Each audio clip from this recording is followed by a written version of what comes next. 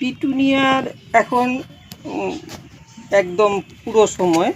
তো আমরা এই যে শীতের ফুল করি ছাদ বাগানে কেন সব জায়গাতেই শীতের ফুল করলে পরে মেইন আমাদের চন্দ্রমল্লিকা আর পিটুনিয়া এগুলোতেই সমস্ত বাগান সাজিয়ে তোলে আর কি, সুন্দর লাগে দেখতে পিটুনিয়া আর চন্দ্রমল্লিকা। আমি এর আগে চন্দ্রমল্লিকার কিছুটা কেমন করে যত্ন নিতে লাগবে সেটা বলছি। এখন আমি বলছি পিটুনিয়া কিন্তু এমনিতে যেমন খুশি হয়, কিন্তু আবার পিটুনিয়ার বিশেষ কিছু ব্যাপার আছে যেগুলো নাকি একটু সাবধান না হলে গাছের গোড়া পচা লেগে গাছ মরে যায়। গোড়া পচা লাগে, গোড়ার কাছে স্টেমগুলো যেগুলো থাকে সাইডের ডালপালা এগুলোতে পচা লেগে যায়, ফাঙ্গাস হয়ে যায় আর গাছ কিন্তু মরে যায়। এইগুলো ছাড়াও আছে আরও কিছু ব্যাপার আছে যেগুলো আমি একে একে বলছি। বেশ 4-5টা নিয়ম মেনে চলতে লাগে পিটুনিয়া কে করার জন্য। তো আমি এখন আপনাদের দেখাচ্ছি যে কি করতে লাগবে। পিটুনিয়া ফুল একদম পুরো সিজন কিন্তু চলে, সেই বৃষ্টি শুরু হলে পরে তখন শুরুর দিকেও পিটুনিয়া থাকে যদি বৃষ্টির থেকে বাঁচিয়ে রাখা যায়। তো আমি দেখাচ্ছি কি করতে লাগবে পিটুনিয়াকে।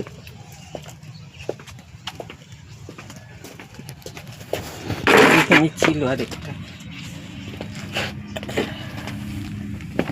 এই যে পিটুনিয়া গাছগুলো, এইগুলোতে আমরা প্রথম লাগানোর সময় এই যে এইখানে আমি লাগিয়েছি ভর্তি করে, মোটামুটি ভর্তি করে ওপরটাতে চারাগুলো লাগাতে লাগে।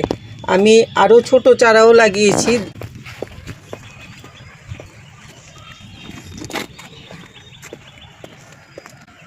এই যেমন লাগিয়েছি গাছ এতখানি জায়গা, পিটুনিয়া কিন্তু এতটুকু পর্যন্ত শেকড় থাকে, তলায় শেকড় যায় না। তবু যে কোনো কন্টেনারে লাগালে পরে মাটিটা মোটামুটি ভর্তি করে এতটুকু কম রেখে এই 1.5 ইঞ্চি মতো জায়গা কম ফাঁকা রেখে তারপরে পিটুনিয়াটা লাগাতে লাগে। কেন গোড়াটাতে নইলে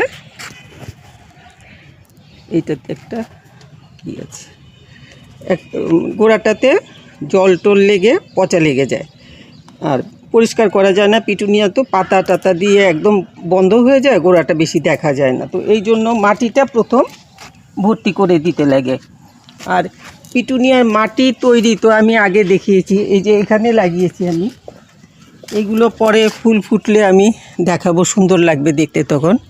এইগুলো সব কিন্তু এই যে মাটি ভর্তি করে ওপরে লাগিয়েছি, এইটাতেও লাগিয়েছি, সবগুলোতে আমি এইভাবে একদম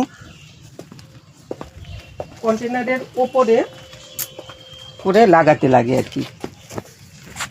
এই যেমন এইটাতে লাগিয়েছি, এই তো তারপরে হ্যাঁ এইগুলোতেও লাগিয়েছি। এই যে এইরকম ভর্তি করে মাটি দিয়ে তারপরে লাগাবেন। আর মাটিটা কেমন কি হবে সেটা আমি আগে আরেকটা ভিডিও করেছি, সেটাতে আমি বলে দিয়েছি মাটিটা কেমন করে কি করে তৈরি করতে লাগবে। স্কিপ করে দেখবেন না, তাহলে পরে কিন্তু আমি ওই আগেও বলছি যে আমি এতটা গুছিয়ে বলতে পারি না, ছড়ানো ছিটানো বলা, কিন্তু পয়েন্টগুলো আমার ঠিকই থাকে যেগুলো নাকি গাছের জন্য বিশেষ প্রয়োজনীয়। এখন গেল মাটির ব্যবস্থা, তারপরে হলো এই যে পিটুনিয়াগুলো লাগানোর পরে এইগুলোকে একটু বড় হলে পরে এই যে এইটা এখনও আসেনি সেই সময়, এইটা কিন্তু মোটামুটি চলে এসছে সময়টা। এই যে মাথাটা এইখানটাতে এই যে এই জায়গাটা আমি পিঞ্চ করে দেব একদম খুব সাবধানে, মাঝখানটা এই যে এতটুক জায়গা আমি পিঞ্চ করে দিলাম। এখন এটার কি হবে, সব দিক দিয়ে ডালপালাগুলো বেরোবে।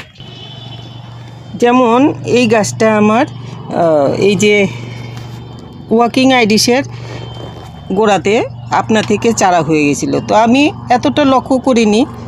এটা চারা হয়ে গেছে আপনা থেকে, এই যে এইরকম করে লতানে হয়ে গাছটা হয়ে গেছে, পিঞ্চ করা হয়নি। তো এটা এরকম অনেকখানি বড় লতানে গাছ হয়ে গেছে। এই জন্য এইরকম লতানে হয়ে ছড়িয়ে গেলে গাছে ফুল যাই হোক, ফুল একটু কমই হয়। এই রকম লতানে গাছ হয়ে গেলে পরে দেখতে ভালো লাগে না, এটা ঠিক ভালো লাগে না দেখতে, ভীষণ রকম টিং টিং করে লম্বা হয়ে যায় গাছ। এই জন্য গাছের একদম এইরকম অবস্থার থেকে পিঞ্চ করা শুরু করে দেবেন। এখন যদিও ফুল ফুটতে শুরু করেছে গাছে, আমার আরও আছে চন্দ্রমল্লিকা যেগুলোতে ফুল ফুটতে শুরু হয়ে গেছে, পিটুনিয়া। আমার তো ভুল হয়ে যায়, বারবার চন্দ্রমল্লিকা চলে আসছে। চন্দ্রমল্লিকাটা বেশি হয়েছে তো সেই জন্য ওইটার নামটাই চলে আসছে। যাই হোক, পিটুনিয়া আরও আছে, আর ডাবল পিটুনিয়া এক প্রস্থ ফুটে গেছে, ওইগুলোকে আবার একটু যত্ন টত্ন করে দিতে লাগবে, তারপরে আবার ফুটবে। কলি আছে এখন। আর এইগুলোকে আমি এই যে এইভাবে এটাকে যেমন করেছি, তো এতটুক বড় হয়েছে, এখন আরেকটু বড় হলে পরে আবার এইগুলোর মাথাগুলো পিঞ্চ করে দেব, নইলে কলি চলে আসলে তো এখনই করে দিচ্ছি। এই যে এগুলো সবগুলো কলি আসলে কলিটাই, এই যে এটাতে কলি চলে আসছে, এই যে কলি। কিন্তু যদি আমি কলির জন্য ভাবি যে কলিটা চলে এসছে এখন আমি করব না, তাহলে কিন্তু জিনিসটা আর ছড়াবে না। এই যে কলি চলে এসছে, এই যে এইরকম করে কলিগুলো ধরে গোড়াটা একটু একটু করে চিমটে ফেলে দিতে লাগবে। সব ফেলেছিলাম, কিছু রয়ে গেছে। এই গেল যেইভাবে করলে পরে আমাদের এই যে এটা এরকম ছড়িয়েছে, এটাকে পুরো পিঞ্চ করে দিয়েছিলাম, ছড়িয়েছে। এই গেল 2 নম্বর ব্যাপার পিটুনিয়া করার জন্য কিভাবে ছড়াবে। তারপর হচ্ছে পিটুনিয়াতে এই যে গোড়াটা একদম মাটির সাথে যেহেতু লেগে থাকে, সেই জন্য এই যেমন এইগুলোর তলাতে এই যে পচা না, এই যে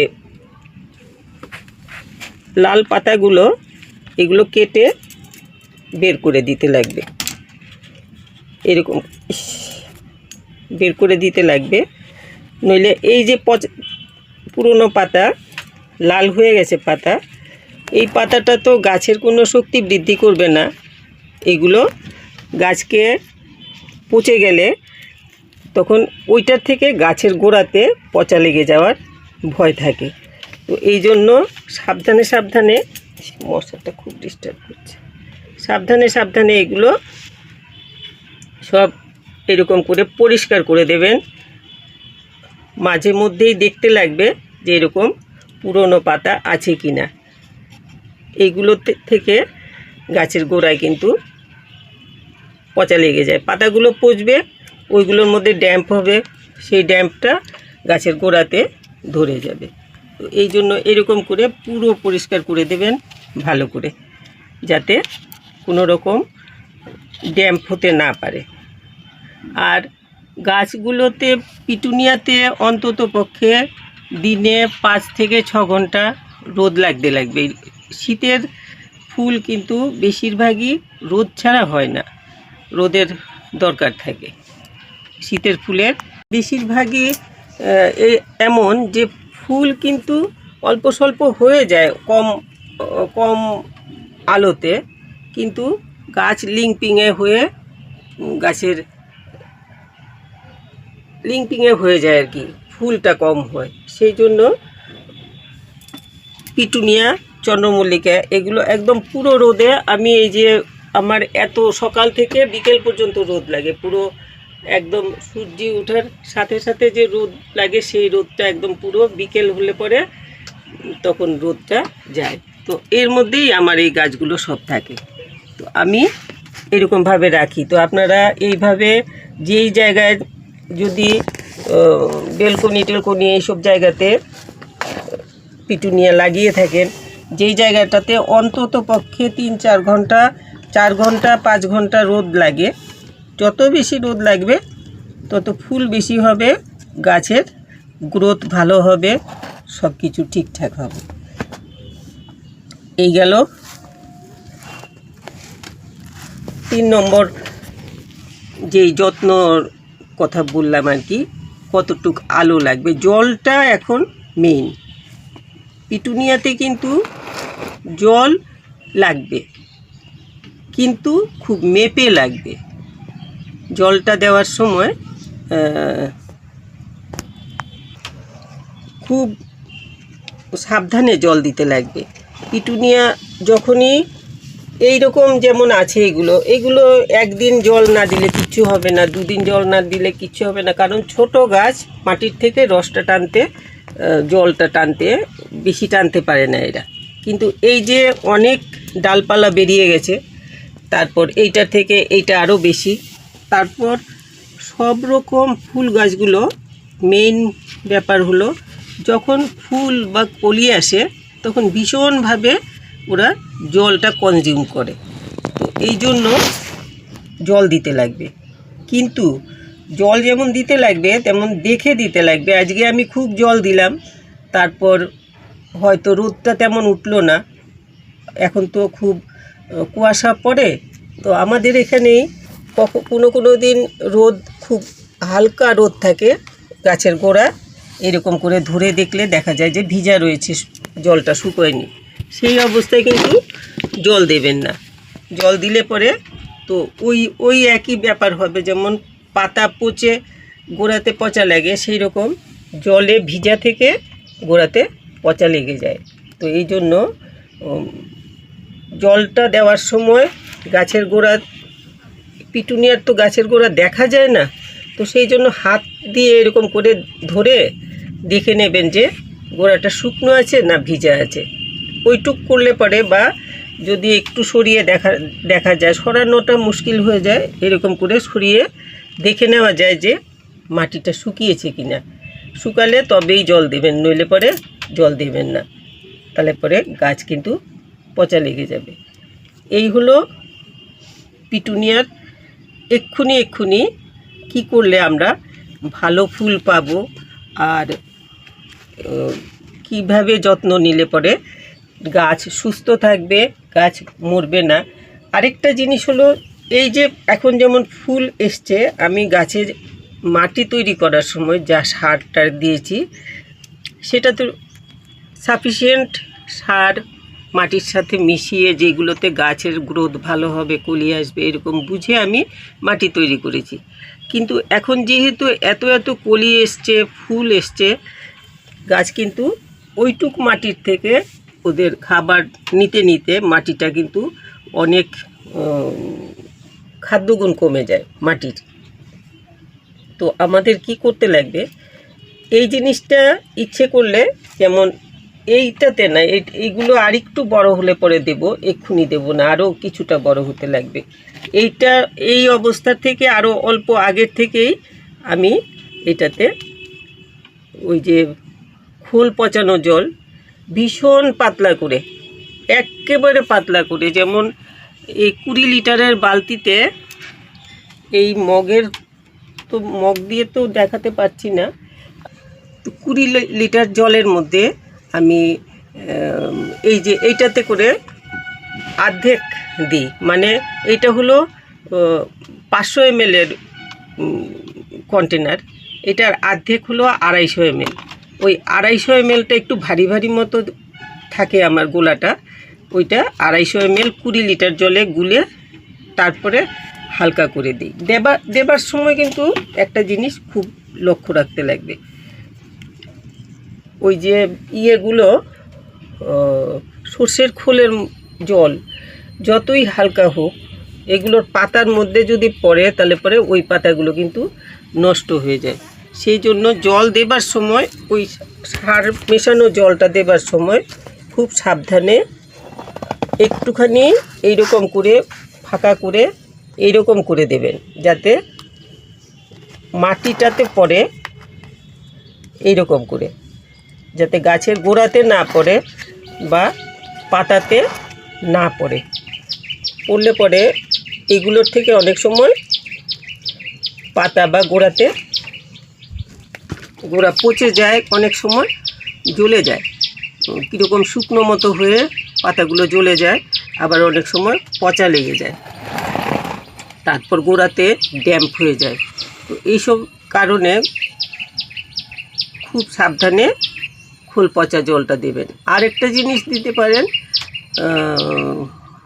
ওই যে তরকারির খোসা টোসা পচানো, তরকারির খোসা, ফলের খোসা পচানো জলটা, ওইটাও খুব হালকা করে এইরকমভাবে, যেমন 20 লিটার বা 30 লিটারের মধ্যে 250 মিলিলিটার মিশিয়ে দেবেন, এর বেশি দেবেন না। এই গেল সার দেওয়ার কথা। না, আমি বলছিলাম সেটা হলো এটা দেবেন কেমন, যেমন 15 থেকে 20 দিন পর পর দিয়ে যাবেন, আর অন্য কিছু এটাতে লাগবে না। যদি মাটি দেখা যায় যে কারো এরকম, আমার হয়ে যায় অনেক সময়, মাটিটা যেমন তলায় রয়েছে, এটা গোড়াটা উঠে গেছে উপরে, পিঞ্চ করা হয়নি, তো এরকম ছড়ানো হয়নি, কিছুটা উঠে গেছে, তখন ওইটার সাথে একটু মাটি অর্ধেক শুকনো গোবর বা ভার্মি কম্পোস্ট অল্প মিশিয়ে, অর্ধেকের কম মিশিয়ে সাবধানে গোড়াতে কিছুটা দিয়ে দেবেন। তাতে গোড়াটা, নইলে অনেক সময় কি হয়, পিটুনিয়া গোড়াতে মাটি না থাকলে এরকম লিঙ্ক করতে থাকে, তো ওই জিনিসটা বন্ধ হয়ে যাবে। এই ছিল আজকের পিটুনিয়ার কথা বললাম। আমার তো এখনও কোনো পোকাতে অ্যাটাক করেনি, মিলিবাগের অ্যাটাক হয় অনেক সময়, শেষের দিকটাতে হয়। তবু মনে করলে পরে আপনারা যারা নিম তেল ইউজ করেন, নিম তেল মাসে 1 বার বা 2 বার স্প্রে করে দিতে পারেন। আমি তো আমার যেই তৈরি ওষুধ আছে, সেই নিম হলুদের ওষুধ, সেটা আমি স্প্রে করে দিলে আর কিছু হয় না। এখনও কোনো ওষুধপত্র স্প্রে করিনি, কিন্তু গাছ কিন্তু এত সুন্দর আছে সব গাছই। এইদিকে কিছুটা অন্য গাছও হয়েছে, যেগুলো নাকি চন্দ্রমল্লিকা, গাঁদা ফুল শেষ হয়ে গেছে আমার, আবার হচ্ছে, প্রথম প্রস্ত গাঁদা ফুল শেষ হয়ে গেছে, এখন আবার নতুন চারা যেগুলো ছিল ওইগুলো আবার হচ্ছে আর কি। তো এইরকম করে আপনারা পিটুনিয়াটা করুন, তাহলে পরে একদম এইভাবে গাছের যত্ন নিলে পিটুনিয়া একদম সেই বর্ষার শুরুর দিক পর্যন্ত পিটুনিয়া গাছে ফুল পেয়ে যাবেন, গাছ সুস্থ থাকবে, ভালো থাকবে। তো এই ছিল আজকের পিটুনিয়ার উপরে বললাম কিভাবে পিটুনিয়ার যত্ন নেবেন। আর একটা কথা বলতে চাইছিলাম, যেটা নাকি আমি এখন এতদিন তো করিনি, এতদিন আমার নিজের বাগানই করেছি, আমার নিজের যা কিছু বাগানে গাছ আছে, ফুল আছে, ফল আছে, সব এগুলো করে দেখিয়েছি। এখন আমি একটু নতুনভাবে শুরু করেছি, যে আশেপাশে যারা আছেন বাগান করছেন, বাগান করতে যারা ইন্টারেস্টেড, গাছ টাছ করছেন, ছাদে হোক বা বাড়ির আঙিনায় হোক বা সামনে বারান্দা, বেলকনি, যেখানেই হোক বাগান করছেন, গাছ করছেন, আপনারা চাইলে, আমি ওইটা আর কি, যে আমি ওইটা ভিজিট করেছি, একটা ভিডিও আমি ছেড়েছি, আরও আছে ভিডিও ছাড়বো। আর আপনারা চাইলে আমাকে, এই নিচে টেলিফোন নাম্বার দেওয়া আছে, এই নাম্বারে যোগাযোগ করলে আমি গিয়ে ভিডিও করে নিয়ে আসব, তারপর চ্যানেলে দেখাবো। যারা চাইছেন যে আমার বাগানটা দেখুক, সবাই বাগান করে, আমিও বাগান করি, আমিও চাই যে লোক এসে আমার বাগানটা দেখুক, ওইটাতে তো কারো কোনো রকম অসুবিধা হওয়ার ব্যাপার নাই, কিন্তু দেখলো আমি কষ্ট করে বাগান করলাম, ফুল করলাম, ফল করলাম, শাক সবজি করলাম, কেউ যদি না দেখলো তাতে কিন্তু মনটা ভরে না। কেউ এসে দেখলো, বলল বাহ ভালো হয়েছে, খুব সুন্দর হয়েছে, ওইটাতে খুব ভালো লাগে। তো এইরকম যারা চাইছেন যে আমার বাগানটাও সবাই দেখুক, আমাকে টেলিফোন কিচ্ছু লাগবে না, শুধুমাত্র আমাকে টেলিফোন করলে আমি সুযোগ করে গিয়ে ভিডিও করে নিয়ে আসব।